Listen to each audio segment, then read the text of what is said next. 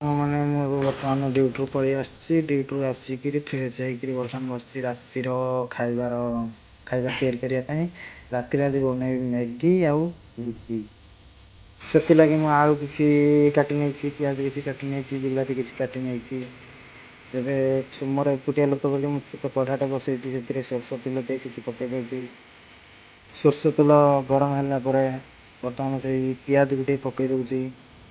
ପିଆଜ ଟିକେ colour change ହେଲା ପରେ କାଟି ରଖିଥିବା ଆଳୁକୁ ଆଉ ବିଲାତିକି ପକାଇକି ଟିକେ ଭାଜିଦେବା। ଆଳୁଟାକୁ ଭାଜିବା ଟିକେ ସିଝିବା ପର୍ଯ୍ୟନ୍ତ। ଆଳୁ ସିଝିଗଲାଣି ଏବେ ସାଙ୍ଗମାନେ, ବର୍ତ୍ତମାନ ପାଣି ଦେଇଦେବା। ଆମର ମ୍ୟାଗି ଯେତିକିଟା ଦେବ ତା ଅନୁସାରେ ପାଣି ଦେଇଦେବ। ପାଣି ଦେଇ ସାରିଲା ପରେ ପାଣି ଫୁଟି ଆସିଲା ପରେ ଆପଣଙ୍କର ଯେତିକି ଖାଇବା କଥା ସେତିକି ମ୍ୟାଗି ପକାଇଦେବେ।